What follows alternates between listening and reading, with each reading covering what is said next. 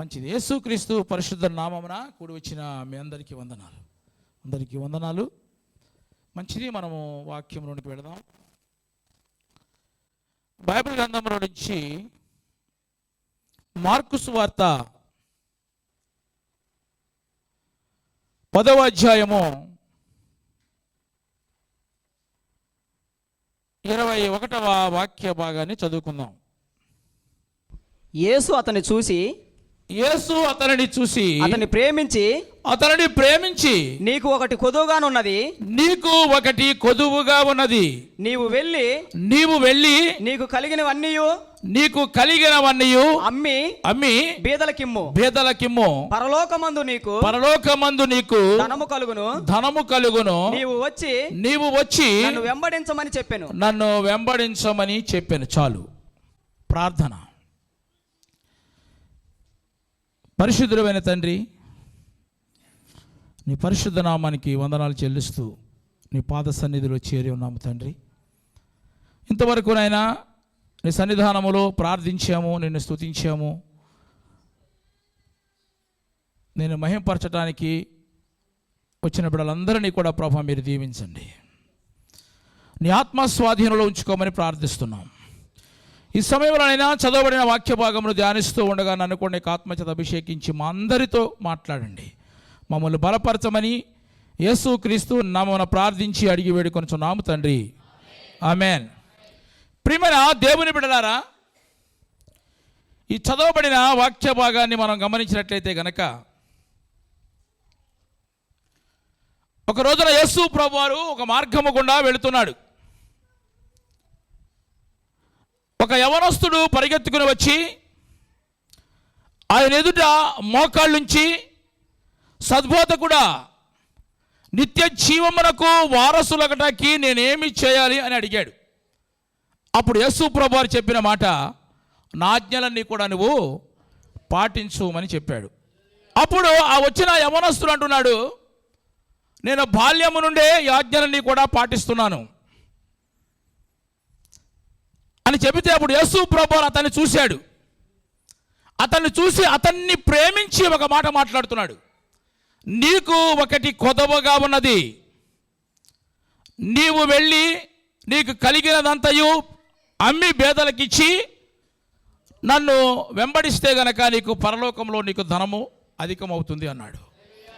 ఆమేన్. హల్లెలూయా. నీవు వెళ్ళి నీకు కలిగినవన్నీ అమ్మి బేదలకిమ్మనగానే అతడు బాగా ఆస్తిపరుడు కాబట్టి ఆ మాట విని ముఖము చిన్నబుచ్చుకొని తిరిగి వెళ్ళిపోయాడు. అయితే ప్రియమైన దేవుని సంగమా, ప్రియమైన దేవుని బిడ్డలారా, ఇతడు వెళ్ళిపోవడానికి గల కారణం ఏంటి అని మనం ఆలోచిస్తే గనక, యేసు ప్రభువారు అతన్ని ప్రేమించి మాట్లాడుతున్న మాట అది. నీకు ఒకటి కొదవగా ఉందంటే అతనికి సరి చేసుకుంటానికి ఇష్టం లేదు. ఇతడు వెళ్ళిపోవడానికి గల కారణం ఏంటంటే, ఇతడు ఆస్తి కలిగిన వాడు. నిత్య జీవానికి వెళ్ళడానికి కలిగి ఉండవలసినవి అతని దగ్గర ఏమీ లేవు, కానీ ఆస్తి మాత్రం ఉంది. అతను అనుకున్నాడు, ఆస్తి ఉంటే నేను పరలోకానికి వెళ్ళిపోతాను అనుకున్నాడు. కాబట్టి దాన్ని విడిచిపెట్టలేకపోయాడు. సామెతల గ్రంథము 15వ అధ్యాయం 16వ వాక్యం ఏముందంటే, నెమ్మది లేకుండా విస్తారమైన ధనము ఉండుట కంటే యెహోవా యందు జాగ్రత్త. నెమ్మది లేకుండా విస్తారమైన ధనాన్ని మనం సంపాదించుకునే దానికంటే దేవుని యందు భయభక్తులు కొంచెం ఉంటే చాలంటున్నాడు. ఆమేన్. హల్లెలూయా. ఇతనికి దేవుని యందు భయభక్తులు ఏమి లేవు. ఆస్తి ఉంది కాబట్టి ఆస్తి కలిగి ఉండేసరికి అన్నీ కలిగి ఉన్నా అనుకున్నాడే, కానీ అతనికి లేని దాని గురించి ఆలోచించలేకపోయాడు. ఉన్నదాని గురించి సంతోషిస్తున్నాడు. నేను కలిగి ఉండవలసినవి ఏమిటి, నేను వాటిని కలిగి ఉన్నానా లేదా అని గ్రహించలేకపోయాడు. కానీ ఉన్న వాటిని బట్టి సంతోషించినంతగా లేని వాటిని గురించి ఆలోచించలేకపోయాడు. కనుక ప్రియమైన దేవుని బిడ్డలారా, ఆస్తిని వదులుకోలేక రావటం మాత్రము నిత్య జీవానికి వెళ్ళాలని వచ్చాడు. మార్గాన్ని వెతకడానికి వచ్చాడు. నిత్య జీవం వెళ్ళడానికి వారసులు అవ్వడానికి ఏం చేయాలి అడగడానికి వచ్చాడు, తెలుసుకోవడానికి వచ్చాడు. కానీ యేసు ప్రభువు అతన్ని ప్రేమించి అతనితో ఒక మాట చెప్తే ఆ మాట అతనికి ఇష్టం లేదు. ఎందుకంటే అతను ఆస్తిని విడిచిపెట్టలేకపోయాడు. విస్తారమైన ధనం అనుకుంటే కాదు, కానీ దేవుని యందు భయభక్తులు అంటే కొంచెం ఉండ చాలంట. ఆమేన్.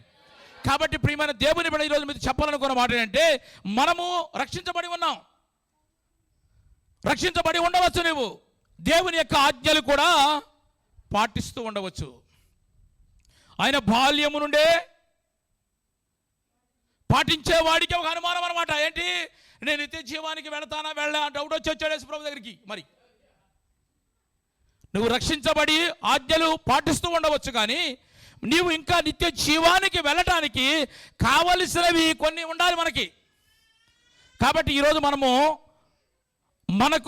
నిత్య జీవానికి వెళ్ళడానికి, నిత్య జీవం పొందాలి అంటే కనుక మనము కలిగి ఉండవలసినవి ఏంటి, కొన్ని విషయాలు ఈరోజు మన వాక్యం నుంచి మనము ధ్యానిద్దాం. చదవండి. మొట్టమొదటిగా మనం ఏమి కలిగి ఉండాలి? రక్షించబడడం మంచిదే, ఆజ్ఞలు పాటిస్తున్నాం మంచిదే, ఇంకా నీవు కలిగి ఉండవలసినవి ఏమిటి? హెబ్రీయులకు రాసిన పత్రిక 11వ అధ్యాయము 6వ వాక్య భాగాన్ని చదువుకుందాం. విశ్వాసము లేకుండా దేవునికి ఇష్టులై ఉండుట అసాధ్యము. స్తోత్రం చెప్పండి అందరూ గట్టిగా. విశ్వాసము లేకుండా అంటే గనక నీవు నిత్య జీవానికి నువ్వు వెళ్ళాలంటే, రక్షించబడి ఆజ్ఞలు పాటిస్తున్నాం మనమందరము కూడా ఏం చేయాలంటే విశ్వాసము కలిగి ఉండాలి. మనము పాటలే పాడినా, మనము వాక్యము చదివినా, ఒకవేళ సువార్త ప్రకటించినప్పటికీ కూడా, నువ్వెన్ని కార్యక్రమాలు చేసినప్పటికీ కూడా మనము కలిగి ఉండవలసింది. కలిగి ఉండకపోతే కనుక అంతా కూడా వ్యర్థమే. కాబట్టి ప్రియమైనది, అది లేని వారమైతే, అంటే విశ్వాసము లేని వారమైతే కనుక, విశ్వాసము లేకపోతే కనుక దేవునికి ఇష్టులై ఉన్నాం మనము.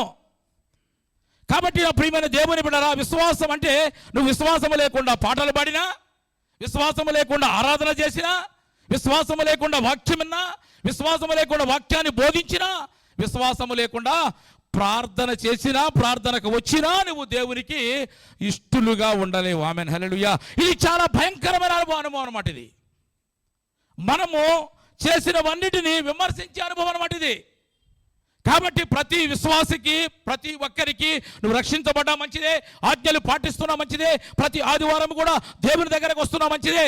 కానీ ప్రియమైన దేవుని బిడ్డరా, ప్రతి విశ్వాసికి విశ్వాసం అనేది పునాదిగా వేసుకోవాలి. కాబట్టి ఈ పునాది లేకపోతే కనుక ఏది కూడా కనపడదు. ఈ పునాది లేకపోతే కనుక మనం ఏది కూడా నిలబడదు. ఈ పునాది లేకపోతే కనుక కట్టబడినది ఏది కూడా మన కళ్ళకు కనబడదు. కాబట్టి ప్రియమైన దేవుని బిడ్డలారా, అంటే ఎలా అంటే కనుక భక్తి చేపట్టుకుని నేను కూడా భక్తి పరుని అనుకుని విశ్వాసం లేకుండా తిరిగేవాళ్ళు, విశ్వాసం లేకుండా దేవుని దగ్గరకు వచ్చేవాళ్ళు చాలా మంది ఉన్నారు ఈరోజు. కానీ ప్రియమైన దేవుని బిడ్డలారా, విశ్వాసము కలిగిన వీరులు మాత్రము కొందరే కనబడుతున్నారు. కాబట్టి ప్రియమైన దేవుని బిడ్డలారా, మన విశ్వాసం లేకుండా దేవునికి ఇష్టలుగా ఉండలేము. నువ్వు రక్షించబడిన నువ్వు, ఆజ్ఞలు పాటిస్తున్నావు నీవు, విశ్వాసము లేకపోతే గనక నీవు దేవునికి ఇష్టలుగా ఉండలేవు. దేవునికి ఇష్టలుగా ఉండలేకపోతే కనుక మన నిత్య జీవాన్ని కూడా మనం పొందుకోలేము. ఒక రోజున 10 మంది కలిసి కొండ ఎక్కుతున్నారు. ఎందుకంటే ఉపవాస ప్రార్థన కొరకు. ఆ ప్రాంతంలో వర్షాలు రావట్లేదంట. వర్షముల కొరకు ప్రార్థన చేయడానికి వెళుతున్నారు. వెళుతున్నప్పుడు చిన్న పాప అందంట, నేను కూడా వస్తానందంట. సరే రమ్మన్నారు. అయితే రమ్మనగా ఆమె ఏం చేసి ఇంట్లోకి పరిగెత్తుకుని వెళ్ళి ఒక గొడుగు తెచ్చుకుందంట. అందరూ ఆ గొడుగు చూశారంట. అసలే వర్షాలు లేక చత్తంటే ఈ గొడుగు తెచ్చుకున్నామేంటి అన్నారంట. అంటే ఆమె అందంట, మీ విశ్వాసము ఇది, నా విశ్వాసము నాది. ఆమేన్, హల్లెలూయా. అంటే ఆమె విశ్వాసం ఏంటంటే, ఇప్పుడు మనం ప్రార్థన చేయడానికి కొండెక్కుతున్నాం. అన్నప్పుడు ప్రార్థన చేయడానికి మనందరం కూడా వెళుతున్నాం కదా, ఇప్పుడు దేవుడు వెనువెంటనే వర్షాన్ని దయచేస్తాడు. ఆమేన్, హల్లెలూయా. అందువల్ల వచ్చేటప్పుడు నేను తడిసిపోకుండా, స్తోత్రం. ఆమె విశ్వాసం అది. వీళ్ళందరూ ఏమన్నారు? వీళ్ళందరూ కూడా ప్రార్థనా పరులే, వీళ్ళందరూ ప్రార్థన చేయడానికి వచ్చిన వాళ్ళు, వీళ్ళందరూ కూడా భక్తి కలిగిన వారే, అందరూ ప్రార్థన చేసేవాళ్ళే, అందరూ ఆరాధన చేసేవాళ్ళే కదా. ఆరాధన చేసే వారిలో, ప్రార్థన చేసే వారిలో ఎంతవరకు విశ్వాసము కలిగిన వారు ఉన్నారు ఆలోచించాలి మనం ఒకసారి. ఆ చిన్న పాపకున్న విశ్వాసం వెలగలేదు. అందుకని యేసు ప్రభువు శిష్యులతో ఒక మాట అంటాడు. లూకా సువార్త 8వ అధ్యాయం 25వ వాక్య భాగాన్ని చదువుదాం. యేసు ప్రభుతోనే ఉన్నారు వాళ్ళు. యేసు ప్రభు చేసిన అద్భుతాలు చూస్తున్నారు. అప్పుడు ఆయన ఆ, మీ విశ్వాసం ఎక్కడ అప్పుడు ఆయన మీ విశ్వాసము ఎక్కడా అని వారితో అనెను. అని వారితో ఎందుకు అన్నాడండి? యేసు ప్రభు శిష్యులందరూ కూడా ఒక రోజున సముద్రంలో ప్రయాణం చేస్తూ వస్తూ ఉన్నప్పుడు ఏం జరిగింది? సముద్రంలో తుఫాను చెలరేగింది, గాలి తుఫాను చెలరేగింది అనమాట. యేసు ప్రభు అంటే చక్కగా సముద్రం ఆ పడవలో అమరంలో నిద్రపోతూ ఉన్నాడు. నిద్రపోతున్నప్పుడు ఆయన దగ్గరే ఉన్నాడు కదా, ఆయన ఎన్నో అద్భుతాలు చేశాడు కదా, కుంటి వారికి స్వస్థతనిచ్చాడు కదా, కళ్ళు లేని వారికి చూపునిచ్చాడు కదా, ఎన్నో అద్భుతాలు చేస్తే ఇప్పుడు ఆయనతో ఉన్నప్పుడే కూడా వీళ్ళకి ఎంత భయం వేసింది అనమాట. భయపడిపోయి పక్కనే ఉన్న ఒకవేళ మునిగిపోతే కనుక ఆ సముద్రంలో ఆ యొక్క దోణి మునిగిపోతే కనుక మొట్టమొదటిగా యేసు ప్రభువు మునిగిపోతాడు. ఆయన అంటే హాయిగా నిద్రపోతున్నాడు. వీళ్ళు భయపడి పరిగెత్తుకుని వాళ్ళయ్యా మమ్మల్ని రక్షించమని కేకలు వేశారు. అప్పుడు యేసు ప్రభు వారు ఏంటంటే ఆ గాలిని సముద్రాన్ని గద్దించేబడికి అది అణిగిపోయింది. ఆమేన్. అది నిమ్మలమైపోయింది. అప్పుడు యేసు ప్రభు వారు వాళ్ళతో అంటున్న మాట, అప్పుడు ఆయన ఇన్ని రోజులు చర్చికి వస్తున్నారు కదా, ఇన్ని రోజులు నాతో ఉన్నారు కదా, మొన్న మధ్య కాలంలో ఉపవాస ప్రార్థన కూడా చేశారు కదా మీరు, స్తోత్రం. మరి మీ విశ్వాసం ఏమైపోయింది? ప్రతిదానికి కంగారు పడిపోతాం ఎందుకు? నేనున్నాను కదా అని వారితో అంటున్న మాట, అప్పుడు ఆయన మీ విశ్వాసము ఎక్కడా అంటే ఏంటి? విశ్వాసము లేకుండా దేవునికి ఇష్టలుగా ఉండలే మనము. కాబట్టి ప్రియమైన దేవుని నువ్వు ఆజ్ఞలే పాటించినా, నువ్వు రక్షణ పొందినప్పటికీ కూడా విశ్వాసము లేకపోతే కనుక దేవునికి మనం ఇష్టలుగా ఉండలేము. యేసు ప్రభువు ఒక సందర్భంలో శతాధిపతిని మెచ్చుకుంటున్నాడు. ఏమని మెచ్చుకున్నాడు? లూకా సువార్త 7వ అధ్యాయం 9వ వాక్య భాగాన్ని చదువుకుందాం, త్వరగా ముందుకు వెళదాం. యేసు ఈ మాటలు విని అతని గూర్చి ఆశ్చర్యపడి తన వెంట వచ్చుచున్న జన సమూహమును వైపు తిరిగి ఇశ్రాయేలులైనను ఇంత గొప్ప విశ్వాసము నేను చూడలేనది నేను మీతో చెప్పుచున్నాను. ఆమేన్, హల్లెలూయా. ఇక్కడ యేసు ప్రభువు శతాధిపతిని మెచ్చుకుంటూ మాట్లాడుతున్న మాట అన్నమాట ఇది. ఇశ్రాయేలీయులలో కూడా ఇంత విశ్వాసము నేను చూడలేదు అంటే ఏంటి? ఇశ్రాయేలీయులమని పేరు పెట్టుకున్న వారిలో కూడా ఎంత విశ్వాసము నేను చూడలేదు. ఆమేన్, హల్లెలూయా. మేము చాలా కాలం నుండి క్రైస్తవులమని పేరు పెట్టుకున్న వారిలో అంత విశ్వాసం కనబడదు. కొత్తగా నూతనంగా రక్షించబడిన వారు, నూతనంగా దేవుని దగ్గరకు వచ్చిన వారిలో విశ్వాసం చాలా గొప్పగా ఉంటుంది. ఎప్పటి నుంచో విశ్వాసం అన్న వాళ్ళ చూడండి సన్నగిలిపోతూ ఉంటుంది. వాళ్ళకి డౌట్ వస్తుంది, నేను పరలోకానికి వెళ్తానా, ఈ యవనస్తులాగా ఉంటుంది పరిస్థితి. సద్బోధకుడా, నేను నిత్య జీవానికి వారసులు అవ్వాలంటే, నిత్య జీవానికి వెళ్ళాలంటే నేను ఏమి చేయాలని అడగవలసిన స్థితిలో మన ఆత్మీయం పడిపోతుంది రాను. కాబట్టి నా ప్రియమైన దేవుని బిడ్డ, ఈ విశ్వాసం మనలో ఉన్నదా లేదా ఒక్కసారి మనం పరిశీలన చేసుకోవాలి. ఆమేన్, హల్లెలూయా. అతనిని ప్రేమించి మాట్లాడుతున్నాడు. నీకు ఒకటి కొదవగా ఉన్నది కాబట్టి నీ ఆస్తినంతా కూడా అమ్మేసి పేదలకిచ్చి నన్ను వెంబడించమని చెప్పాడు. అతనికి ఆస్తి ఉంటే పరలోకానికి వెళ్ళిపోదాం అనుకున్నాడు, కానీ అతనికి ఉండవలసినవి ఏదో గ్రహించలేకపోయాడు. కాబట్టి నా ప్రియమైన దేవుని బిడ్డలారా, నా ప్రియమైన సంగమా, మనమందరము కూడా కలిగి ఉండవలసింది ఏంటంటే, మనం నిత్య జీవానికి మనం వెళ్ళాలంటే, రక్షించబడి మనం ఆజ్ఞలు పాటిస్తున్న మనమందరము కూడా విశ్వాసము కలిగి ఉండాలి. విశ్వాసము లేకుండా చెప్పాలి దేవునికి ఇష్టలై ఉండటం అసాధ్యము. ఆమేన్, హల్లెలూయా. రెండవదిగా హెబ్రీయులకు రాసిన పత్రిక 12వ అధ్యాయం 14వ వాక్య భాగాన్ని మనం చదువుకుందాం. అందరితో సమాధానమును పరిశుద్ధతయు కలిగి ఉండుట ప్రయత్నించుడి. పరిశుద్ధత లేకుండా ఎవడును ప్రభువును చూడలేడు. ఆమేన్, హల్లెలూయా. మనకు కావాల్సిందంటే మరొకటి ఏంటంటే పరిశుద్ధత కలిగి ఉండాలి మనము. ఆమేన్. ఆయన పరిశుద్ధుడు గనక, ఆయన వేల్పులలో ఘనుడు కాబట్టి, ఆయన సమీపించరాజు తేజస్సులో ఉన్నవాడు వసిస్తున్నాడు కాబట్టి, ఆయన పాపం ఎరుగనివాడు కాబట్టి, ఆయన పాపంలో చేరనివాడు కాబట్టి, ఆయన పాపిని రక్షించి పాపాన్ని ద్వేషించిన వాడు కాబట్టి చెప్తున్న మాట ఏంటంటే, నేను పరిశుద్ధుడను, మీరు కూడా పరిశుద్ధంగా ఉండాలి. ఎవరు చెప్పగలుగుతారు? పరిశుద్ధంగా ఉండవాళ్ళని చెప్పగలుగుతారు. చర్చికి వెళ్ళేవాళ్ళు చర్చికి రమ్మని అడగగలుగుతారు కదా. కాబట్టి నేను పరిశుద్ధుడు కాబట్టి మీరు పరిశుద్ధులై ఉండండి అంటే, ఈ పరిశుద్ధత లేకుండా దేవునికి ఇష్టలై ఉండలేము. మాత్రమే కాదు, దేవుని చూడలేమంట. పరిశుద్ధత లేకుండా ఎవరు కూడా ప్రభువుని మనము చూడలేము. ఇంత భక్తి చేసి, ఇన్ని ఆరాధనకు వచ్చి, ఇంత సమయాన్ని వెచ్చించి, ఇంత డబ్బులు ఖర్చు పెట్టి దేవుని దగ్గరకు వచ్చి నువ్వు ప్రభువును చూడకపోతే కనుక, ప్రభువును చూడగలిగినంత పరిశుద్ధ జీవితాన్ని నువ్వు జీవించకపోతే గనక మన భక్తి అంతా కూడా వ్యర్థమవుద్ది. అందుకే నా ప్రియమైన దేవుని బిడ్డలారా, యేసు ప్రభు వారు మన కొరకు పరిశుద్ధమైన రక్తాన్ని కార్చాడు. యోహాను మొదటి పత్రిక 1వ అధ్యాయం 7వ వాక్యం రాయబడిన మాట ఏంటంటే, చదవండి. అయితే ఆయన వెలుగులో ఉన్న ప్రకారము మనము వెలుగులో నడిచిన ఎడల మనము అనోహ్య సహవాసము గలవారమై అన్యోన్య సహవాసము గలవారమై యుందుము. అప్పుడు ఆయన కుమారుడైన యేసుని రక్తము ప్రతి పాపము నుండి మనలను యేసు రక్తము ప్రతి పాపము నుండి మనల్ని పవిత్రులుగా చేస్తుంది. ఆమేన్, హల్లెలూయా.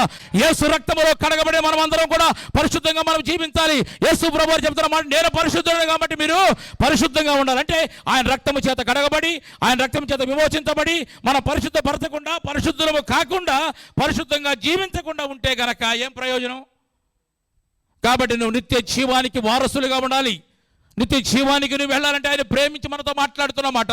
విశ్వాసము లేకుండా దేవునికి ఇష్టలుగా ఉండడం అసాధ్యము. పరిశుద్ధత లేకుండా ఎవడు కూడా ప్రభువును మనము చూడలేరు. ఈరోజు నువ్వు పరిశుద్ధతను కోరుతున్నావా, లేకపోతే ఆచార సాంప్రదాయ ముసుగులో పడి ఇంకా ఒకవేళ నువ్వు లోకాచారాలను బ్రతుకుతున్నావు? ఒకసారి మనం ఆలోచించాలి. ఇశ్రాయేలు ప్రజలందరూ కూడా 40 సంవత్సరములు ఐగుప్తు బానిసత్వం నుంచి దేవుడు విడిపించి 40 సంవత్సరములు అరణ్యంలో నడిపించాడు. అక్కడికి వెళ్ళాలంటే కనుక 40 రోజులు చాలు. కానీ 40 సంవత్సరాలు నడిపించాడండి. చదవండి నిర్గమకాండము 13వ అధ్యాయము 17-18 వాక్యాలు.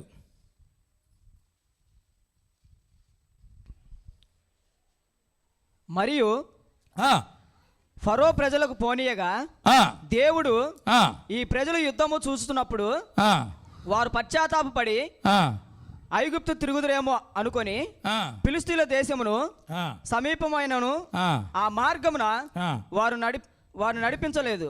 అయితే దేవుడు ప్రజలను చుట్టి దారియగు సముద్రపు అరణ్య మార్గమున నడిపించెను. వారిని నడిపించాడంట. ఆమేన్. ఇక్కడ 40 సంవత్సరములు 40 రోజులు ప్రయాణం వెళ్ళిపోవచ్చు. కానీ 40 సంవత్సరములు ఇశ్రాయేలు 40 సంవత్సరములు అరణ్యంలో నడిపించాడు దేవుడు. ఇది ఎంత భారభరితమైన కార్యక్రమం ఒకసారి మనం ఆలోచించాలి కదా. ఆయన తిన్నని మార్గంలో నడిపించుకుని వెళ్ళి ఉంటే గనక 40 రోజుల్లో అక్కడికి వెళ్ళిపోయేవారు. ఆయన కూడా కొంచెం భారంగా పోయేది, తేలిగ్గా ఉండేది. మరి 40 సంవత్సరములు మోసాడండి. అంత భారభరితమైన వారిని నడిపించాడు. కానీ అంత భారమైనప్పుడు కూడా వారిని నడిపించాడు. కానీ త్వరగా తీసుకుని వెళ్ళి పాలు తేళ్లు ప్రవహించే దేశంలో వాళ్ళని చేర్చడానికి మాత్రం ఆయన ఇష్టపడలా. అంత భారమైన భరించాడు. త్వరగా వెళ్ళిపోతే వీళ్ళతో గొడవ పోతారా, రోజుకొకరితో గొడవ, ఈ పంచాయతీలు ఎక్కడ చేస్తాను అని తీసుకెళ్ళొచ్చు. కానీ అలా ఇష్టపడాల దేవుడు. ఎందుకంటే కనుక వాళ్లకు ఉన్న అపవిత్రతంతా కూడా తొలగిపోవాలి. స్తోత్రం చెప్పు. వారిని ఒక పరిశుద్ధ జనాంగముగా చూడాలి. వారి పరిశుద్ధ జనముగా ఈ మార్గం అంతట్లో కూడా అనేకమైన విషయాలు వాళ్ళకి నేర్పాడు. ఎర్ర సముద్రం 2 పాయలుగా చేశాడు, అద్భుతాలు చేశాడు. ప్రియమైన దేవుని బిడ్డలారా, వారికి సున్నత కార్యక్రమాలు జరిగించాడు. బాప్తిస్మమునకు సూచనగా జరగవలసిన కార్యక్రమాలన్నీ కూడా అరణ్యములో జరిగించేశాడు. వారిని పరిశుద్ధపరిచి, వారిని పవిత్రపరిచి ఒక నిష్కలంకమైన జనాంగముగా పాలు తేనెల ప్రవహించు దేశంలో ప్రవేశపెట్టాడు. చప్పటి కొట్టి దేవుని స్తోత్రం చెప్పు. అంటే ఆ 40 సంవత్సరములు ఎన్నో అనుభవాలు నేర్చుకున్నాడు. ఆమేన్, హల్లెలూయా. ఎన్ని అనుభవాలు నేర్పాడు. ఆకలిస్తే ప్రార్థన చేయటం, ఎన్నెన్నో అద్భుతాలు కదా. నీళ్ళు దాహం వేస్తే కనుక ప్రార్థన చేయటం, రకరకాల అనుభవాలండి. 40 సంవత్సరాలు నేర్పాడు. అదే 40 రోజుల్లో అయితే కనుక వెళ్ళిపోతే కనుక ఇక యెహోవా ఎవడని మహాబలము చేత వచ్చేవాళ్ళని చెప్పుకున్నాడేమో కదా. కాబట్టి అంత భారభరితమైన పని అయినప్పటికీ కూడా అంతమంది లక్షల మంది నడిపించడం ఒక భారభరితమైన పని అలా భావించలేదు దేవుడు. ఎందుకంటే నా జనాంగం అంతా కూడా ఐగుప్తులో ఇప్పటి వరకు వాళ్ళందరూ కూడా ఎన్నో ఇబ్బందులు పడ్డారు. బానిసత్వంలో వాళ్ళు హింసించబడ్డారు. వాళ్ళందరినీ కూడా పరిశుద్ధ జనాంగముగా నేను చూడాలి, వారిని పరిశుద్ధపరచాలి. ఎన్నో కార్యక్రమాలు అరణ్యంలో సముద్ర మార్గంలో కూడా ఎన్నో అద్భుతాలు చేసి వారందరినీ కూడా వాడిని క్షేమముగా పాలు తేనెలు ప్రవహించు దేశాన్ని నడిపించాడు. ఆమేన్, హల్లెలూయా. కాబట్టి ఎందుకంటే పరిశుద్ధంగా వాళ్ళు జీవించాలని ప్రభువు కోరుకునేది అదే. కాబట్టి ప్రియమైన దేవుని బిడ్డలారా, మన జీవితాల్లో కూడా పరిశుద్ధత లేకుండా మనము ప్రభువుని మనము చూడలేము. ఆమేన్. విశ్వాసము కావాలి. నీకు విశ్వాసము లేకుండా దేవునికి మనం ఇష్టలుగా ఉండలేము. పరిశుద్ధత లేకుండా ప్రభువుని మనము చూడలేము. ఆమేన్, హల్లెలూయా. ప్రతిరోజు ప్రతి వాక్యం విన్నప్పుడు కూడా, ప్రతి వారంలో మనము వాక్యం విన్నప్పుడు కూడా, ప్రతి రోజునము మనము పరిశుద్ధపరచబడుతూ ఉండాలి. అప్పుడే మనము నిత్య జీవములోనికి మనం వెళ్ళగలుగుతాం. చివరిగా మరొక మాట చెప్పి చదవండి. యాకోబు రాసిన పత్రిక 2వ అధ్యాయము 18వ వాక్య భాగాన్ని చదువుదాం. అయితే ఒకడు నీకు విశ్వాసం ఉన్నది. జాగ్రత్తగా ఉన్నా. నీకు ఆల్రెడీ విశ్వాసం ఉంది. ఇప్పుడు విశ్వాసం ఉంది, నాకు క్రియలు ఉన్నాయి. క్రియలు లేకుండా నీ విశ్వాసము నాకు కనపరచుము. నేను నా క్రియల చేత నా విశ్వాసము నీకు కనపరుస్తాను. చాలు. ఆమేన్. ప్రియమైన దేవుని బిడ్డలారా, ఇక్కడ ఈ వాక్యాన్ని మనం చాలా జాగ్రత్తగా గమనించాలి. ఒకడు ఏమన్నాడంటే, నాకు విశ్వాసం ఉంది. మీరు అందరూ ఏమంటారు? ఇప్పుడు మాకు ఆల్రెడీ విశ్వాసం ఉంది, మేము నిత్య జీవానికి వెళ్ళిపోతాం, వాళ్ళ టికెట్ రిజర్వేషన్ అయిపోయింది అని అంటారు మీరు. సరే, ఇప్పుడు ఏంటంటే అలాంటి వ్యక్తితో ఒక వ్యక్తి అంటున్నాడు. అతను ఏమన్నాడంటే, మీకు విశ్వాసం ఉంది. అలా విశ్వాసము కలిగిన వ్యక్తితో మాట్లాడుతున్న ఒక వ్యక్తి, నీకు విశ్వాసం ఉంది, నాకేముందంటే క్రియలు ఉన్నాయి. అయితే నీకు క్రియలు లేకుండా, అంటే నీ క్రియలు లేవు, నీ దగ్గర క్రియలు లేకుండా నీ విశ్వాసము నాకు కనపరచు అని చెబుతూ, నేను నా క్రియల చేత నా విశ్వాసమును నీకు కనపరుస్తానంటున్నాడు. అంటే ఇక్కడ మనకు విశ్వాసం ఉన్నా, పరిశుద్ధంగా జీవించినప్పుడు కూడా క్రియలు లేకపోతే కనుక నీ విశ్వాసం అంతా కూడా మృతమే. విశ్వాసము తీసి పక్కన పెట్టవలసిందే. క్రియలు కావాలి. క్రియలు లేకుండా విశ్వాసము నాకు కనబడుతాము అని 26వ వాక్యం ఏముందంటే, క్రియలు లేని విశ్వాసము మృతము. ఆమేన్, హల్లెలూయా. కాబట్టి నీకు విశ్వాసం ఉన్నా, పరిశుద్ధంగా జీవించినప్పుడు క్రియలు కావాలి. నీకు మాటలు ఎవరైనా చెప్తారు కదా, నాకు ఈ భక్తి ఉంది, నాకు త్యాగం ఉంది, నాకు విశ్వాసం ఉంది, నాకు ప్రేమ ఉంది, ఇలాంటి మాటలు ఎన్నైనా చెప్పవచ్చు మనం. కానీ దేవుడు కోరుకునేది ఏంటంటే, ఆ చెప్పిన మాటలు క్రియారూపకము కావాలి. క్రియల రూపంలో మనకు కనబడాలి. కొందరు చెబుతుంటారు అనమాట, నేను అంత భక్తుడిని, నేను అంత వీరుడిని, నేను అంత ప్రార్థన చేశానంటే ఆకాశం నక్షత్రాలు రాలిపోతాయి. మామూలు ప్రార్థన కాదు అది. నేను ప్రార్థన చేస్తే కనుక క్యాన్సర్ గట్లు కూడా కరిగిపోతాయి. ఇలాంటి ఎన్నో మాటలు చెప్తారు. ఆ మాటలు చెప్పండి, ఒకసారి పరిచయం చేయండి. ఆ ఉత్తిత్తు మాటలు ఏం ప్రార్థన కూడా చేయడు, అసలు ప్రార్థన కూడా రాడు. మాటలు మాత్రం చెప్పేవాళ్ళు చాలామంది ఉంటారు. కాబట్టి క్రియలు లేకుండా అది విశ్వాసము కాదు. విశ్వాసం అనేది క్రియలతో కూడినదే ఉండాలి. క్రియలు లేని విశ్వాసం అంట మృతము అని మనం గమనించాలి. యేసు ప్రభు వారు మాటలు చెప్పేవాడు కాదండి, చేతలు. ఆమేన్, హల్లెలూయా. ఒకసారి యేసు ప్రభు వారు బాప్తిస్మ ఇచ్చి యోహాను దగ్గరికి వెళ్ళాడు, నాకు కూడా బాప్తిస్మ అని. ఎవరు వెళ్ళారు?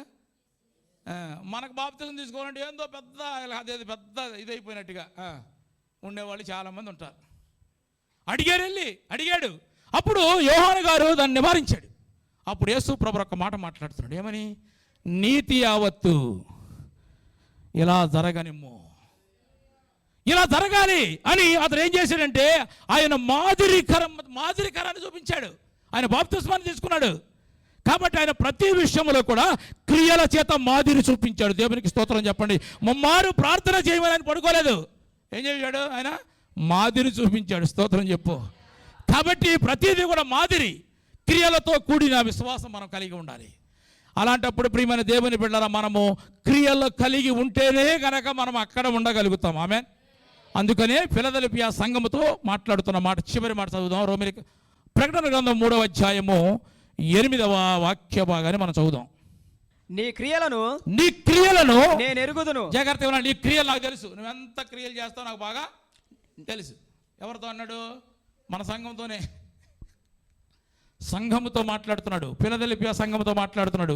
క్రియలు నేను ఎరుగుదును, నీకున్న శక్తి కొంచెమై ఉండినను, నీకున్న శక్తి కొంచెమై ఉండినను, నీవు నా వాక్యము గైకొని, నీవు నా వాక్యము గైకొని నా నామమును ఎరుగనలేదు. ఆమేన్.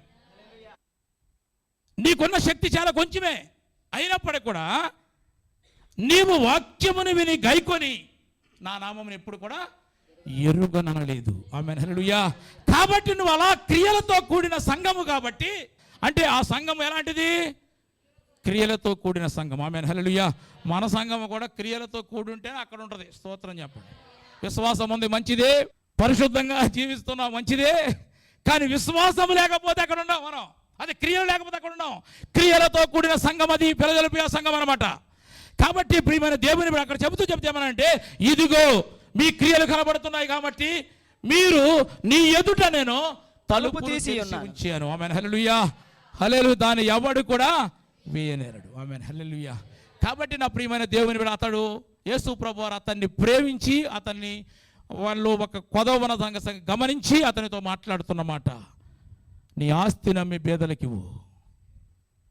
అతనేమనుకున్నాడంటే, నేను ఆస్తి ఉంటేనే పరలోకానికి వెళ్తామనుకున్నాడు. కానీ యేసు ప్రభు గమనించాడు, అతని స్థితి గమనించాడు. ఆజ్ఞలు పాటిస్తున్నాడే కానీ అతనికి నిత్య జీవమునకు వెళ్ళవలసిన అర్హత అతనిలో లేదు.